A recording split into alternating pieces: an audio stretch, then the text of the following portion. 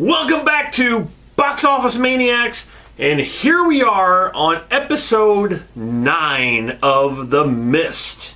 Today is my birthday, and I'm bringing you the review on my birthday. Just want to throw that out there. Alright, so episode 9. Oh man.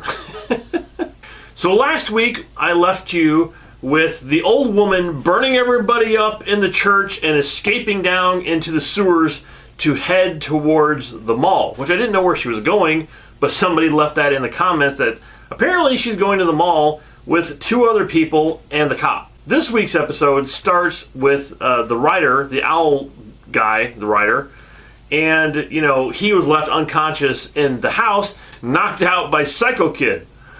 So, alright, and he wakes up and all of a sudden Gamer Kid shows up, and he's like, oh, hey, what are you still doing here? And he's like, well, I thought you were in the car. And the guy's like, no, I got out of the car to come back in, which they didn't show last week. I guess, you know, they wanted you to be on the edge of your seat trying to figure out how is this guy going to survive by himself. Well, he's not by himself now. He's with Gamer Kid.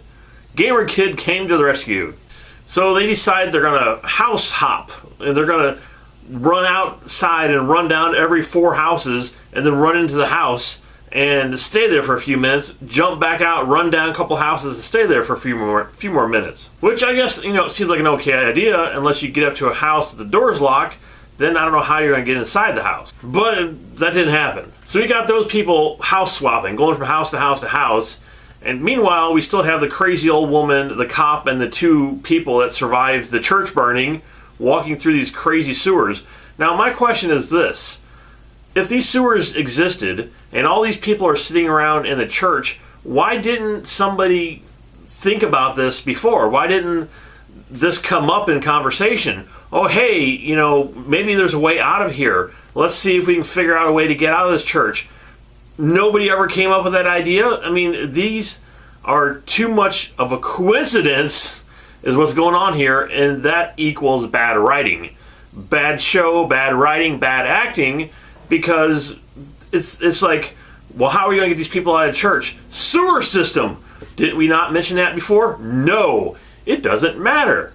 So you had all these people sitting in the church. You had the pastor, the cop, the crazy old woman, all these other people here. Not one person stood up and said, hey, is there another way out of here? Maybe we can look. Is there a map? Is there any directions?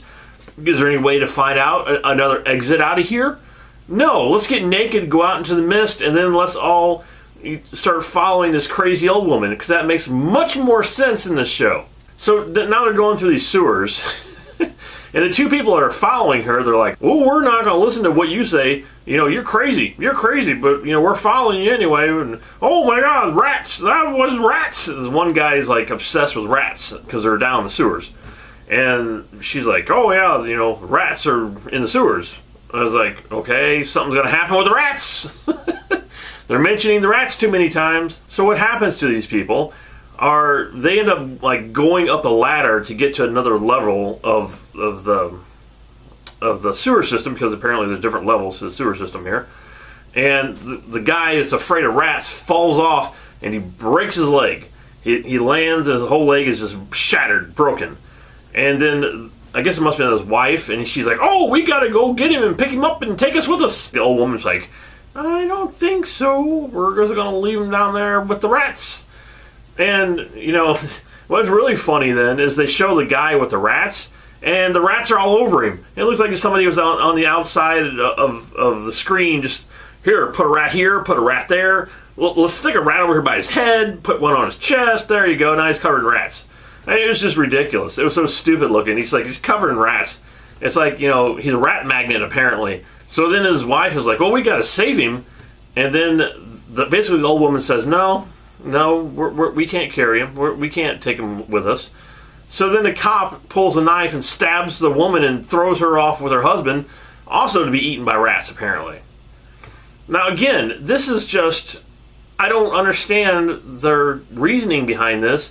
It's like all of a sudden this woman had superpowers and she hypnotized the cop, making the cop do anything and everything that she says, when he was just a regular guy. And she sits down one time and talks about chemtrails, and now all of a sudden he's a follower of hers and he'll kill people for her. It's just dumb. I think it's just the stupidest story. And this whole plot line between her and the cop and all this stuff is just horrible. And now the cop has convinced himself that his son, the jock, was the one who ended up raping the girl, which obviously Psycho Kid is the one who did it now. So he's getting to the mall to confront his son about it because this crazy old woman told him basically that, yes, you know, you are correct. You know what you're talking about. We're going to go there and confront your son now. That whole storyline is probably, out of all the 3 storylines going on here, that's the absolute worst storyline in this whole show so far. However, the mall is pretty close. Stuff in the mall is so bad. So last week, the ding dong guy, the president of the mall who's shoving ding dongs into his face, he killed the woman who said that this woman was obsessed with Alex, the blonde-haired girl, the one who was supposed to have been raped. She kept saying that, you know, she's evil, and she belongs out in the mist, and they wanted to throw her out in the mist, and then the guy ended up hitting her in the head and killing her, and then all the people in the mall showed up, and he's like, oh, Alex did it. You know, she went that way. You know, I didn't do it. So now they all think that she did it, so they're all running after her to try to attack and kill her or whatever and throw her out in the mist. Meanwhile, her mom takes the jock and locks him in a room somewhere. She doesn't want him around her daughter, so she's like, boom, you're locked in a room. Nobody's ever going to find you in this mall ever again. And that was stupid. I mean, that whole thing was just stupid. So now you have the other group of people who are still in the car. You got the detoxed woman who was, you know, the drug addict, but now she's she had a detox in one of the episodes, and it was a miracle, and now she's no longer on drugs. So I'm still calling her a drug woman. So the drug woman and the military guy and Psycho Kid are all in this car heading towards the mall that they couldn't find in the last episode because they ended up getting lost and driving to Psycho Kid's house instead. Again, this is a coincidence that this happened. It's not a coincidence. It's just bad writing because the people who are writing the show are trying to put all these pieces together, and by doing that, they're taking all the easy ways out, saying, oh, I'm lost. Oh, there's this house, you know. And now we're not lost anymore. Let's get right to the mall. So they're heading towards the mall, and they end up at the mall, and they go into like a back door somewhere, and they get inside the mall. Military guy and drug woman go off on their own for some reason, and they end up in some sort of surplus store or something, you know, where they has all the camping gear and stuff. And they're just sitting there talking to each other and hanging out. And then Psycho Kid ends up getting in there, and he finds Alex, the one that he raped, that she doesn't know it was him. And she explains to him that her father died. Oh my God, your father died. Oh, it was terrible. I found him. He's dead. Oh, and there's a whole big emotional cry scene, and it was terrible. Bad acting, horrible, awful. So now we get back to her dad and Gamer Guy, and they're, you know, like I said, they're hopping from house to house to house, and they end up in this one house, and there's like dead military people over the place. And this guy comes walking down the stairs with a shotgun. And he's like, what are you doing in my house? You know, whatever. So they end up confronting this guy, and the dad ends up hitting him or knocking him out, or he does something to him and knocks the guy down, and the guy flips over and he's holding a grenade in his hand, and he blows himself up. But luckily, Owl book writer dad guy, he takes a dead body and just pulls it over top of him, and the whole grenade goes off, blows up the guy, you know, that's obviously holding the grenade. Doesn't really do that much other damage, and the only thing that happens to Mr. Dad, the Owl book writing guy, is he's like white plaster in his hair. He gets up and he's perfectly fine, even though this grenade just went off in his house. Call me crazy, but I think it would probably blow up the house or blow up a good section of the house. No budget here. So he's fine. He gets out and he's all perfectly happy, fine. And then all of a sudden he starts seeing all these other people in the mist that he had saw in the past. I think the cop from the first episode, which you're supposed to remember, who was in the first episode 5 minutes, shows up. And then his brother shows up.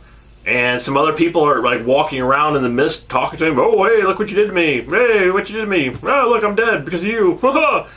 So then he ends up meeting himself, and his other self started attacking him, and he started fighting his other self, and then he started beating his other self in the head, and then he ran off, and he fell in the street, and Gamer Kid comes driving up in a car, so Dad jumps in the car with Gamer Kid. Again, that whole sequence, it could have been cool. It wasn't. It was, again, why are there no monsters? I mean, at this point, obviously, there's no monsters in the Mist. I mean, everybody knows that. We're not going to see the tentacle monsters. We're not going to see the spiders. We're not going to see any of the cool stuff walking around as 100-foot tall. We're not going to see any of that stuff. None of it, because it's not in this show. It's just stupid stuff that's in the Mist now, and stuff that is appearing from this guy's memory or what. It was just, that whole scene was terrible. Just terrible.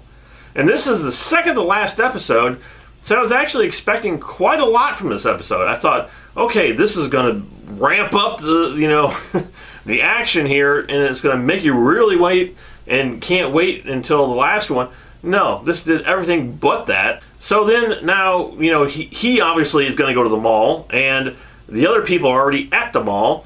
So, military guy gets up from his detoxed drug addict girlfriend, and he goes off by himself, and he's like doing something, looking for supplies. And then the other military guy that was there at the mall shows up and puts him in a headlock and puts him to sleep. And so, okay, and then that scene ends for that point. Then it goes back to the Psycho Kid and the whole mall chasing down Alex and trying to, kill her and throw her out into the mist.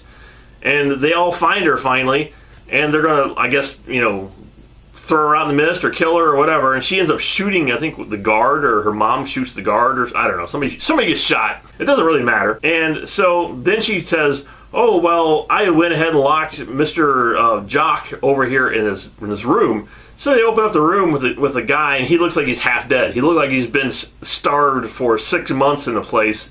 And she says something like, he's been in here for 2 days. It's like, how did 2 days pass? It didn't seem like that long would have, that from the period of when he got locked in there to the, plus, I don't know, that whole scene was like 2 days. How did that come into play? Why is he in there for 2 days? He was in there for like an hour. But they take the whole family, the girl and the mother and everybody, and they throw him in the room with Mr. Jock, and they shut the door with Psycho Kid in there as well. So meanwhile, you have crazy old woman and now the crazy old cop coming up out of the sewer, and they come right out of the sewer right up inside the mall. So now they're in the mall themselves and walking around. I don't think they really did anything except for come out of the sewer in the mall. So like, oh, hey guys, here, we're in the mall now. Again, just stupid coincidence and bad writing. That's what this whole thing comes down to. They could get from the church and go all the way through the sewer system, knowing exactly where they're going and where the sewer system is going to end up into a grate that comes right out inside the mall. I mean, okay, it's just, that was ridiculous. And the big shocking ending to this episode is military guy ends up waking up, and the guy who put him to sleep, he's like, oh, finally, you're awake. And he's like, huh? What's going on? And the guy salutes him. And he's like, huh? Episode ends. So there's your big cliffhanger for that episode. Better cliffhanger would have been the guy, owl book writing dad guy, shows up at the mall and confronts Psycho Kid. And they come face to face, and that would have been a good cliffhanger for the season finale, or the show finale maybe, if there's not another season. No, they just ended it with a stupid thing of him saluting the guy, and that was the end of the show. Everything's coming together in this show. Everybody's coming into the mall. I think they're all there. I'm pretty sure every character is there now. Every character is there now. So next week is going to be a big confrontation between all these people who've been trying to get to the mall. And now the only thing that I am interested in is seeing what happens with the dad and Psycho Kid. Because really, that's like the only interesting thing that's happening on the show right now is the interaction that he knows what he did, and his confrontation with him. That's it. I mean, it's like, okay, there are no big surprises. There's no big monsters coming out to attack them. That would have been another great cliffhanger if they got to the mall and the whole mall starts collapsing and his tentacles. Too cool. Way too cool for the show. Hopefully next week we get to see a good episode where everything that's been percolating here over the last 9 episodes is finally going to explode, and we're going to get a great episode next week. I feel it. No, actually I don't. Hopefully it's a good episode. I can't say great. Great would be reaching way too far. Hopefully we get a watchable episode next week. How's that? I will be here. I will be here for episode 10, and I will bring it to you and let you know what I think of it. So hopefully you guys return and see my final thoughts on The Mist next week. So until then, if you like this review, make sure you hit that subscribe button. And we also have a ton of other stuff on this channel. So feel free to look around. And I will be reviewing Mr. Mercedes as well. That'll be coming up in a few days because I've been really busy. I know it was on last week already, and I'm trying to, once this is over, then I'll be able to start reviewing that much quicker. And that's an actually good show. If you haven't watched Mr. Mercedes yet, it's a really good show. I highly recommend that. This one, no.